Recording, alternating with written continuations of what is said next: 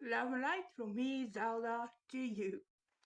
Love and light from me, Zelda, to you. My series about mental health.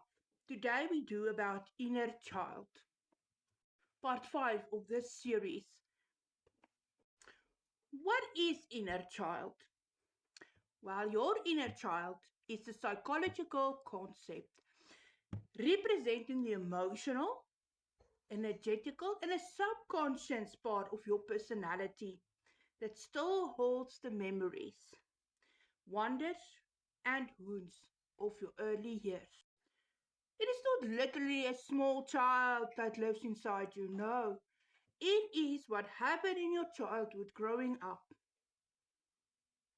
that form part from your deeper subconscious mind, feelings and emotions, memories and experience of your youth.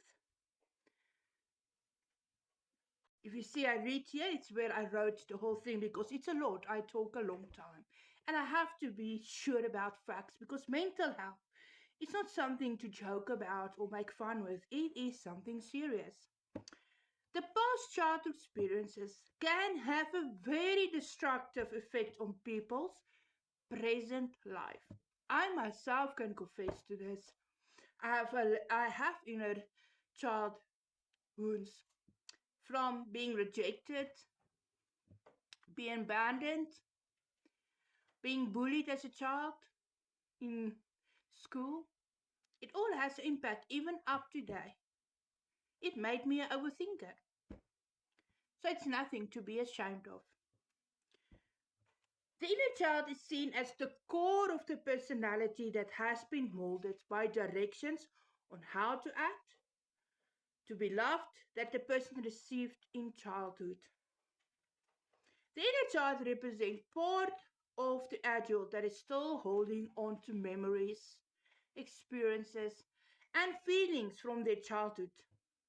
Like dysfunctional families that results in painful experience, a lack of nurturing during childhood can cause a wounded inner child that may taint their adult life, as well as influence their beliefs. Have you ever sit and wonder beliefs that you have that was caused about things that happened to you in life? Like some of you won't believe love exists, some won't believe God exists, some won't believe that you are loved, as well as it influence your beliefs, their behaviors, and their relationships into today. Some of the childhood experience that may lead to wounded inner child includes neglect, abuse, rejection, unmet needs, and trauma.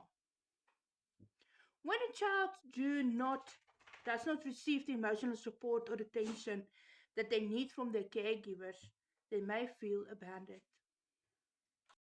or unworthy, not only in their childhood but when they are adults too.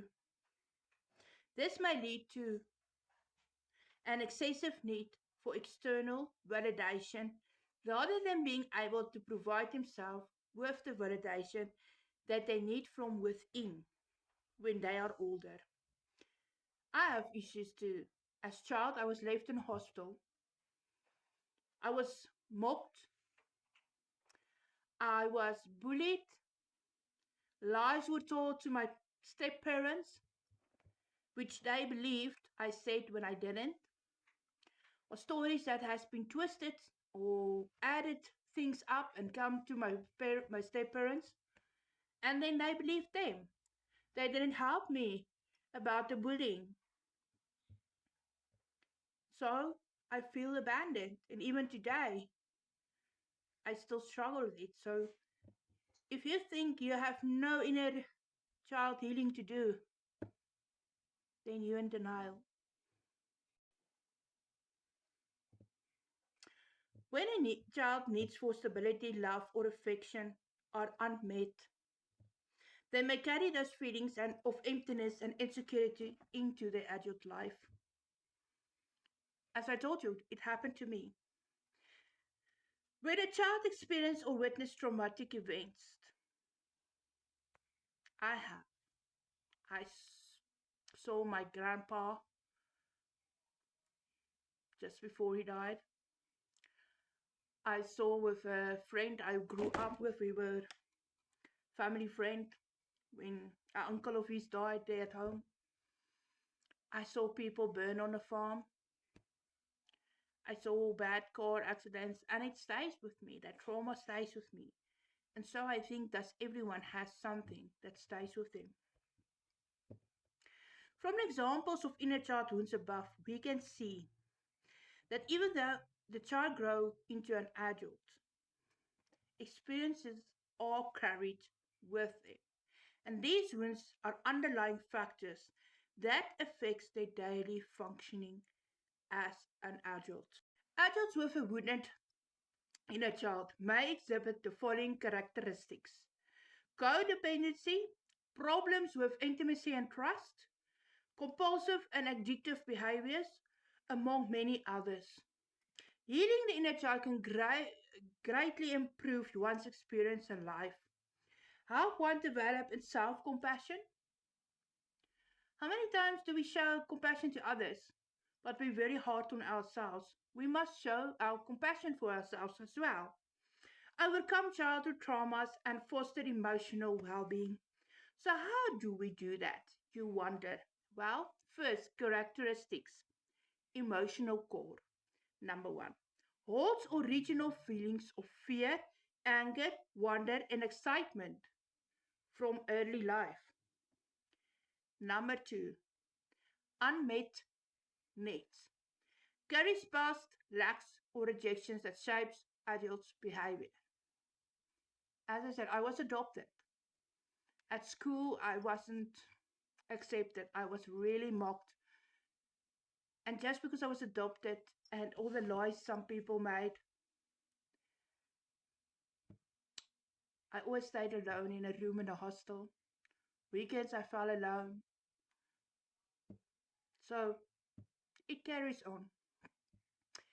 Adult triggers causes intense emotional reactions or outbursts when stressed.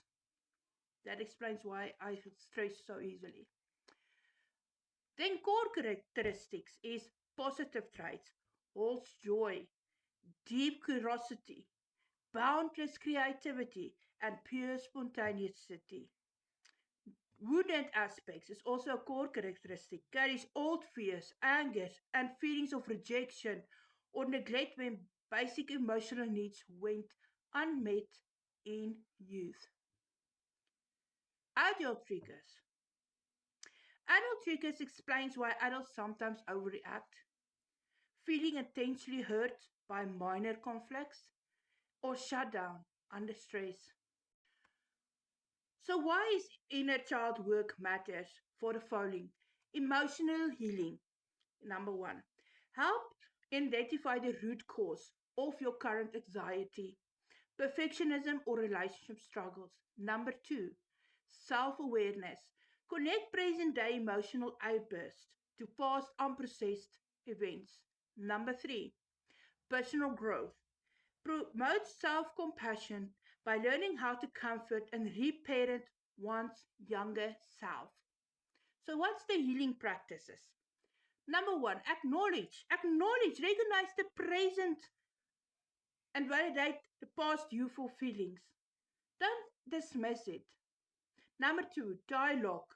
Write a letter or talk to mentally to your younger self or go see a therapist. Number three, nurturer.